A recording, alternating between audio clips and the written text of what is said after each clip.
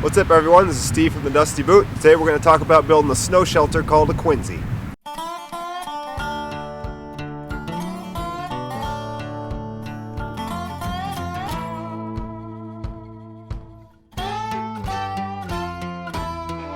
So Quinzee's a really great type of temporary snow shelter. It's basically just like a hollowed out pile of snow, kind of like a snow fort you might have built when you were a kid. It's different than an igloo in that an igloo is built out of blocks of ice, whereas Quinzee's just made from packed snow.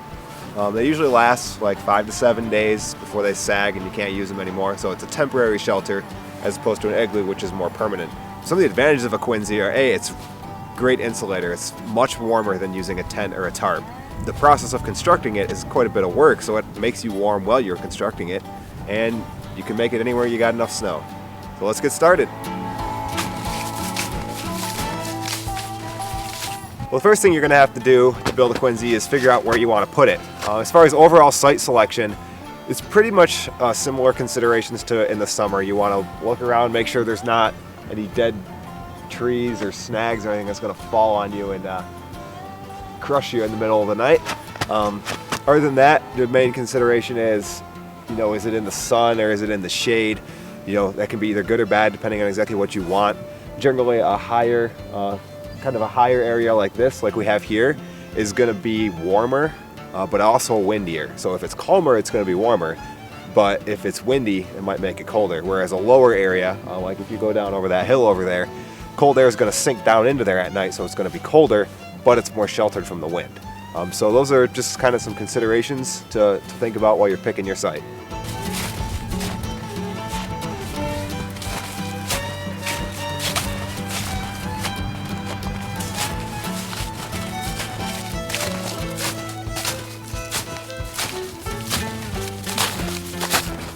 Alright, so what I'm doing here is after you've figured out where you want your Quinzee to be, I'm going to put mine here, you want to map out your shape or your perimeter. It's going to be roughly circular.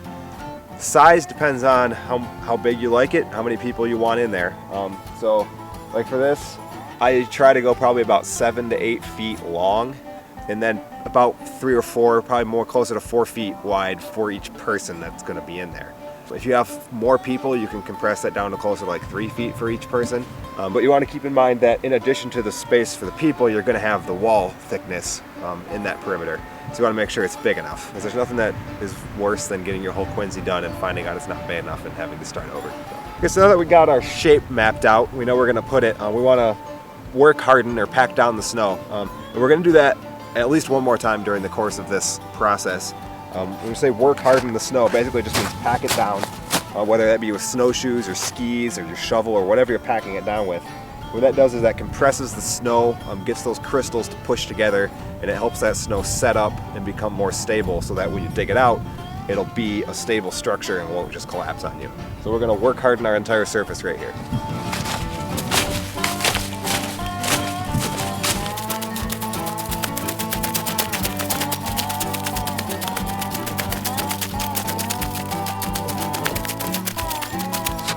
Now that we got our floor packed down, time to start piling up the snow. You just want to keep in mind to try to keep it dome-shaped instead of pointed, and just try to keep a roughly circular shape.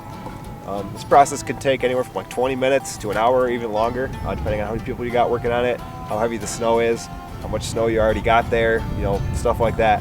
But it can be kind of a lengthy process, so I'm going to enlist the help of my cameraman here. We'll get back to you when we're done.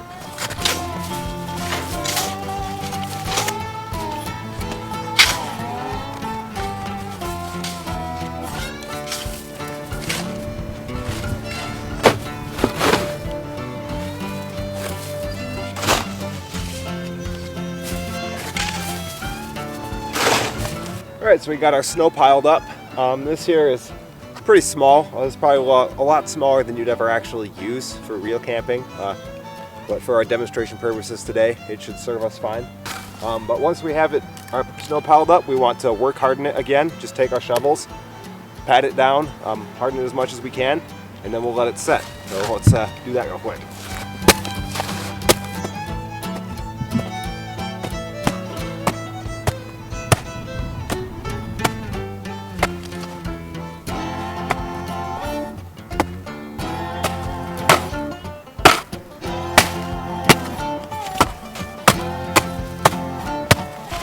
All right, so we got our snow piled up, we got it packed down. Now we're gonna want to let it set up. It gives the snow a chance to set, pack together, turn into a nice solid structure for when you're digging it out.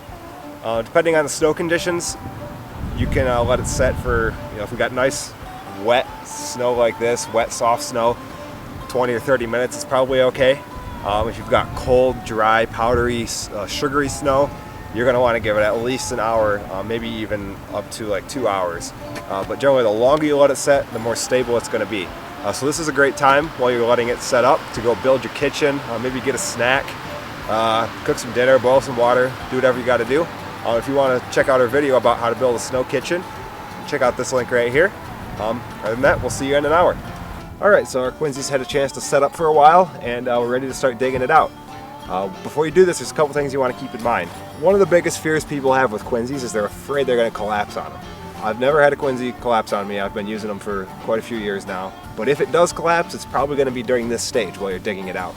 So it's just a good idea to be a little bit careful. If you have someone else with you, it's a good idea to have someone outside the Quinzee, so if it does collapse, they can dig you out. There's not that much snow here. Most likely you'd be able to dig yourself out, but it doesn't hurt to be too careful. The other thing to keep in mind is the mole. That's what we call whoever is going into the Quinzee. They're the mole. You're going to get wet, really, really wet. It's pretty much unavoidable doing this. So make sure you're not wearing like your down insulating layers, things like that in there. If you've got rain gear, which you should have rain gear, put that on. And you want to be able to put dry clothes on when you get out. So make sure you have your insulating layers outside the Quinzee where you can put them on after you get wet. The other consideration we have to think of is the wall thickness. Ideal thickness is probably like 6 to 18 inches, 6 to 12, 12 to 18, something in there. Because days in the winter are pretty short, a lot of times you're going to be doing this step in the dark.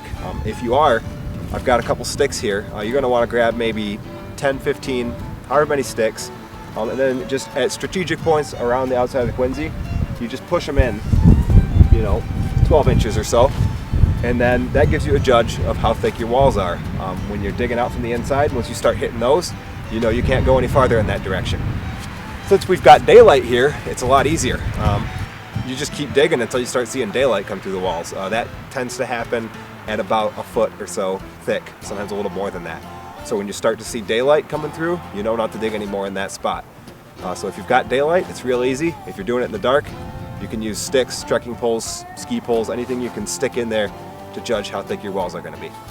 Last but not least, just remember, these things are pretty forgiving. It's not an exact science. I've made them before where they're way too big. I've made them before where they're way too small. I've made them when the walls are way too thick. I've made them when the walls are way too thin. I've gone too far and punched a hole in it before. Not a big deal, you do that, you can patch the hole up. We'll actually show you how to do that at the end of the video. But they're pretty forgiving, so don't worry too much about it. All right, we're gonna start digging here. Start out with our door. Doesn't really much matter what side you put the door on. If you're on a hill, it can be good to put it downhill, just because that'll help the cold air sink out, keep you warmer. Also, if there's a prevailing wind direction that the wind comes from a lot, putting it in the opposite direction can be good, so the wind's not blowing into the door. But just whatever side you think is best for your door, go ahead and pick it and start digging there.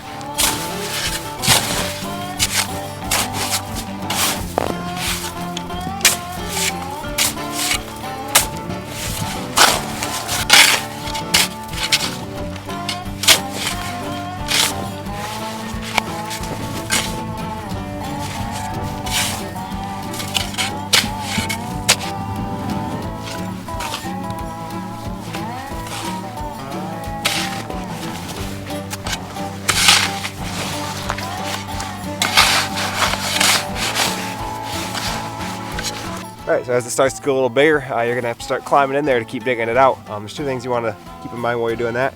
First is it's nice to have a sleeping pad, something like that to lay on. Just keeps you from getting cold from the ground. And the other thing is, once you get the door in there, instead of digging straight back, you want to kind of dig up and follow the contour of this dome. That way you're taking weight off the top before you're taking weight off the support on the bottom. And it's less likely that it's going to fall down on you. If you just dig straight back and you've taken all that support out, you still have all that weight on the top, so it's a lot more likely that it's going to collapse.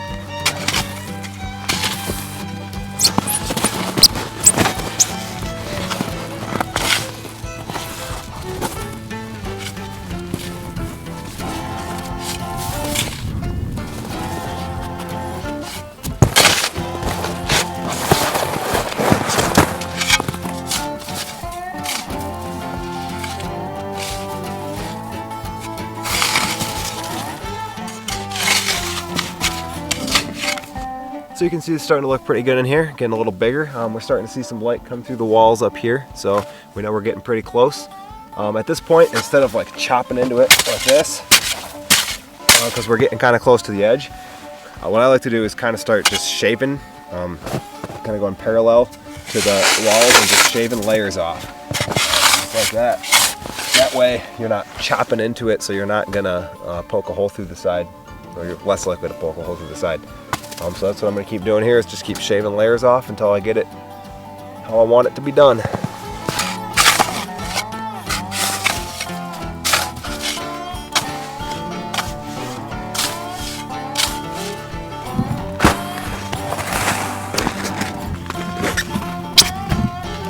Here we have a nice finished Quinzee.